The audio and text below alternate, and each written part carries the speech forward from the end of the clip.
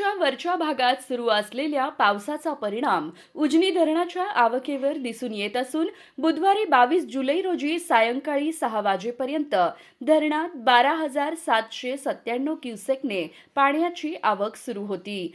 धरणातील पाणीसाठा वाढत असल्याने जलसंपदा विभागाने 5,570 क्युसेक विसर्ग कायम ठेवला आहे। सायंकाळी 6 वाजताच्या अहवालानुसार उजनी धरणाची पाणी पातळी 494.525 मीटर इतकी झाली आहे।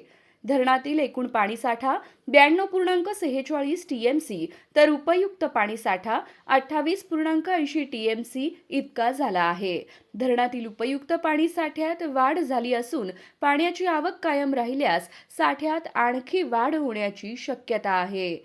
दौंड येथील भीमा नदीच्या पाणी पातळीत वाढ झाल्याने उजनीकडे येणाऱ्या पाण्याचा वेग वाढला आहे। त्यामुळे जलसंपदा विभाग धरणातील आवक आणि विसर्गावर सातत्याने लक्ष ठेवून आहे।